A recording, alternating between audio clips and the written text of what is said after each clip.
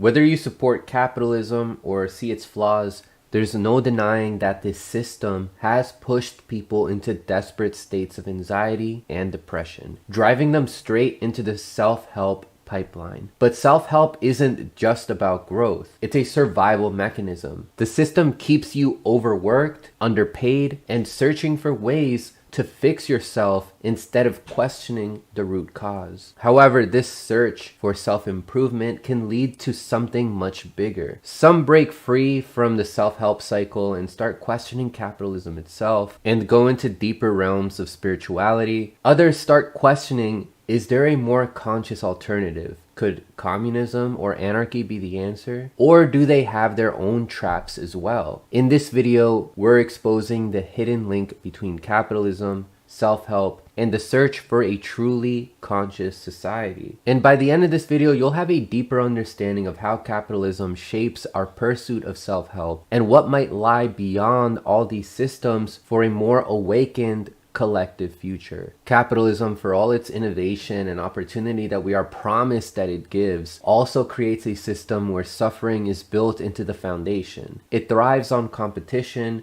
individualism, and an endless pursuit of material success. But what does that really mean for the average person? It means stress, burnout, and a deep sense of alienation. People find themselves trapped in an exhausting cycle, working longer hours just to make ends meet, chasing financial security that always feels out of reach, and measuring their worth by external achievements and productivity. The rise of hustle culture is a perfect example. We're told that success comes from grinding non-stop, yet even those who work the hardest often feel like they're falling behind. Toxic productivity convinces us that if we're not constantly improving, we're failing. And the truth is that we will never reach the success of Elon Musk or Jeff Bezos, not because we aren't working enough, but because the game was rigged from the start. Despite the fairy tale we're told about self-made billionaires, the reality is that they come from privileged backgrounds with access to wealth, connections, and opportunities most people will never have. The system rewards those who are already ahead, while the rest are left chasing a dream that was never truly within reach. This relentless cycle of hustle takes a serious toll on mental health. Yet capitalism offers little guidance or support through its education or societal structures. Job insecurity and economic inequality have been directly linked to rising levels of anxiety and depression,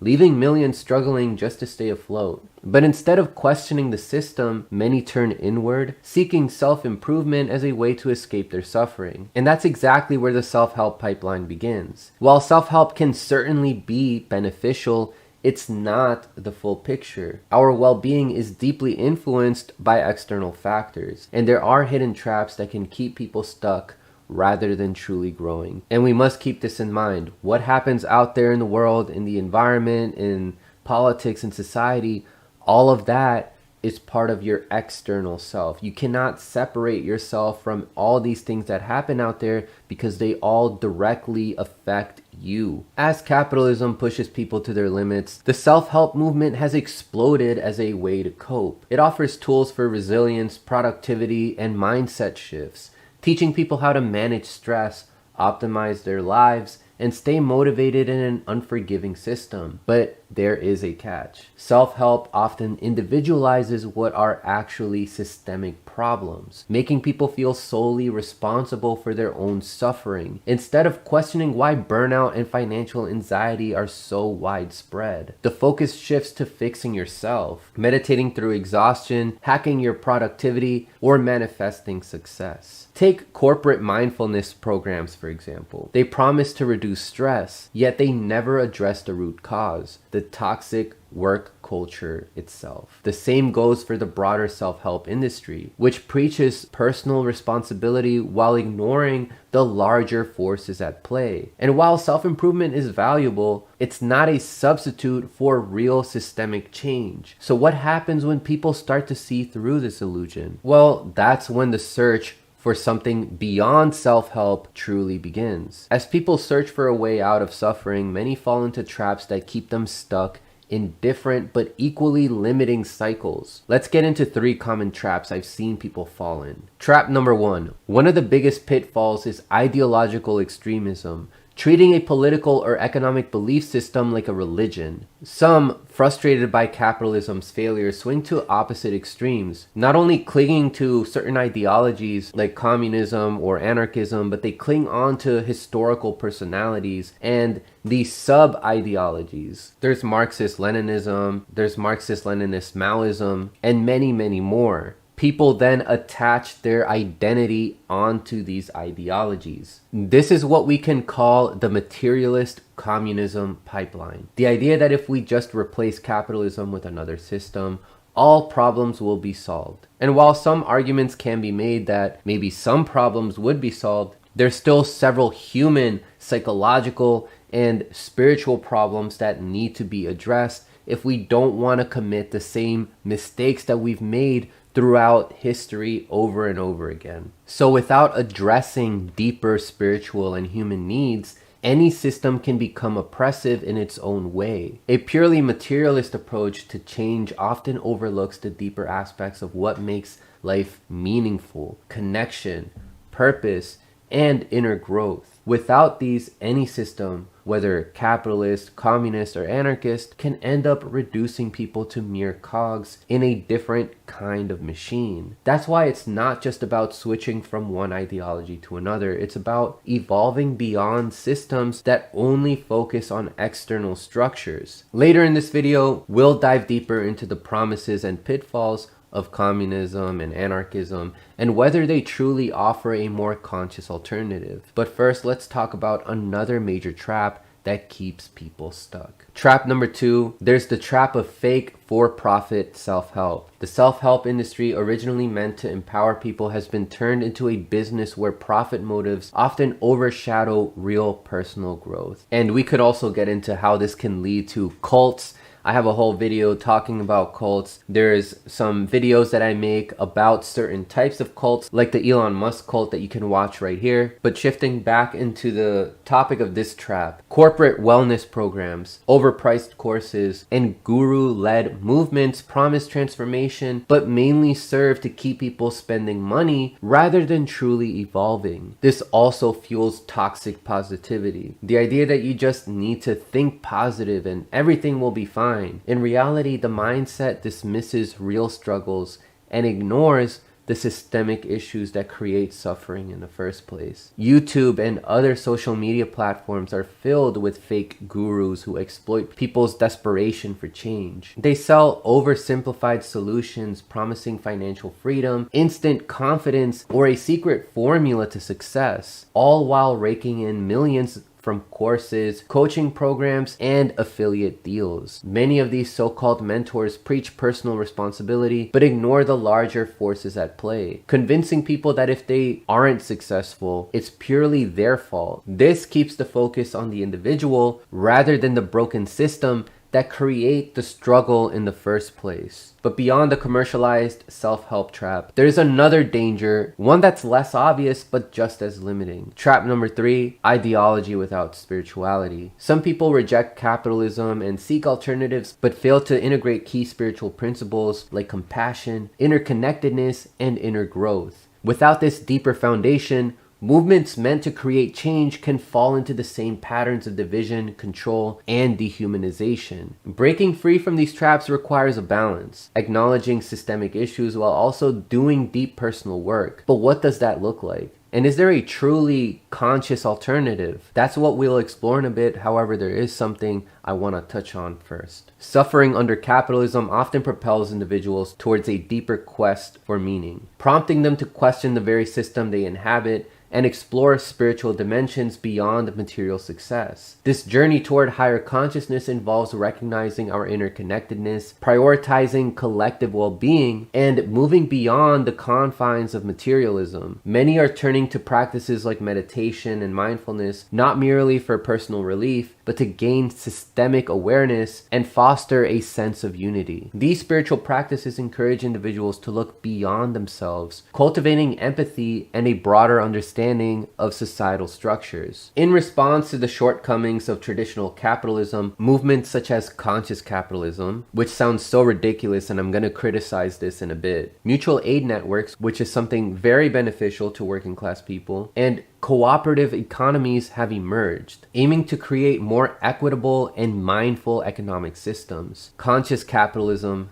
sounds so dumb. It was co-founded by John Mackey, CEO of Whole Foods Market, and Raj Sisodia, a distinguished university professor, advocates for businesses to operate ethically while serving all stakeholders, employees, communities, and the environment, not just shareholders. It's seen as a way to address the deeper human and ecological needs within the capitalist framework. However, from a spiritual and even an economic perspective, there is a lot to criticize here. From a spiritual point of view, it can be seen as a superficial reform, still rooted in materialism and ego. Many spiritual traditions emphasize detachment from material wealth and the pursuit of inner fulfillment over external success. Conscious capitalism, while promoting supposed ethical practices, still operates within the profit-driven, competitive framework of capitalism, often keeping individuals focused on material gain rather than spiritual growth. For example, Buddhist philosophy teaches that attachment to wealth and status creates suffering. Even businesses that adopt more ethical practices can unintentionally promote consumption over inner peace. Moreover, conscious capitalism does not challenge the fundamental inequalities built into capitalism. While it encourages more mindful corporations, it doesn't dismantle the deeper systemic issues that perpetuate economic injustice. True compassion, from a spiritual lens,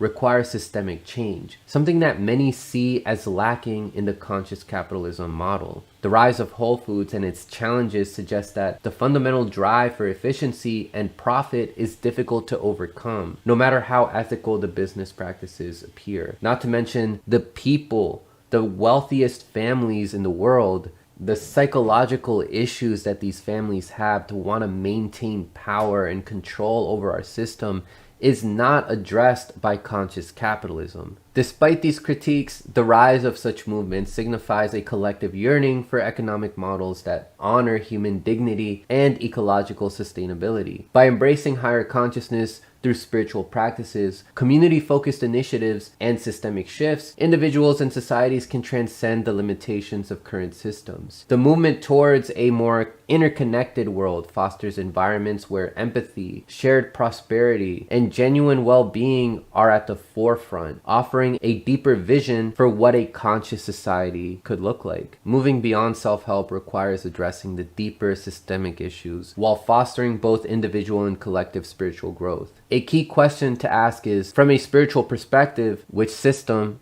capitalism, communism, or anarchism, is more conscious? Let's start with capitalism. We are told that capitalism allows for personal freedom, innovation, and the opportunity for individuals to thrive. But beneath this, it often reinforces the ego, competition, and material attachment. Capitalism thrives on scarcity and exploitation, prioritizing profit over people. Overall, this system is ultimately limited by its focus on individualism and material gain. Next is communism. In theory, communism promotes equality, collective well-being, and compassion, aligning with the spiritual ideals of non-attachment and selflessness. However, in practice, communism has often suppressed individual freedom and spiritual exploration, enforcing equality rather than allowing it to naturally emerge. From a spiritual perspective, communism aligns with ideals of compassion, but authoritarianism often stifles its potential. Not to mention that, up until this point, true communism has never been really practiced. It's often just become state capitalism, with a few certain families at the top benefiting from this system more so than the working class people. Those families that have more control over the state and the government than the working class people have. Then we have anarchism, the idea of a system without imposed authority. Anarchy promotes self-governance, cooperation, and freedom without force, rejecting materialism and oppression. It offers the highest potential for spiritual consciousness, as it values freedom and community over control. But it requires a high level of collective consciousness to avoid chaos. Without structure, it's vulnerable to power struggles. So while anarchism holds the most promise, it demands widespread inner growth to be effective. The final verdict: no system is inherently conscious. Consciousness depends on the awareness of the people within it. A truly conscious society might not rely on just one system, but rather a blend of the best aspects of each. Innovation from what capitalism promises, equity from communism, and freedom from anarchism, while avoiding their pitfalls. This new paradigm would be based on collective awareness and spiritual growth, transcending the limitations of each individual system. So what would a truly conscious society look like? Imagine designing a spiritually conscious system that combines the best of capitalism, communism, and anarchism while avoiding their flaws. We can have the creativity and innovation we are told capitalism gives us, the equality and compassion of communism, and the freedom and cooperation of anarchy. This system would be built on higher consciousness principles like interconnectedness, individual freedom, decentralization, sustainability, and non-attachment to material wealth. In this ideal system, everyone's basic needs would be met through mutual aid, but help would be voluntary, not forced. People would have the freedom to express themselves and contribute meaningfully, with work aligned to passion and purpose rather than survival. Wealth would be shared responsibly, encouraging innovation without extreme hoarding. One potential model is the conscious cooperative economy, a blend of capitalism and communism. Basic needs like food and healthcare would be guaranteed, but individuals could still innovate and earn. Workplaces would be cooperatives, empowering employees with ownership and decision-making power, avoiding exploitation and promoting self-actualization. Another possibility is a decentralized, self-serving society, a blend of anarchism and communism. Governance would be community-driven, focused on mutual aid, and restorative conflict resolution, without centralized control or political elites. Leadership would rotate based on wisdom, not wealth. Finally, a resource-based economy could transcend money and materialism. Resources would be distributed sustainably, guided by technology and ethical principles. People would contribute based on passion and creativity, not financial survival. But a conscious system starts with conscious people. No external system can create a utopia unless individuals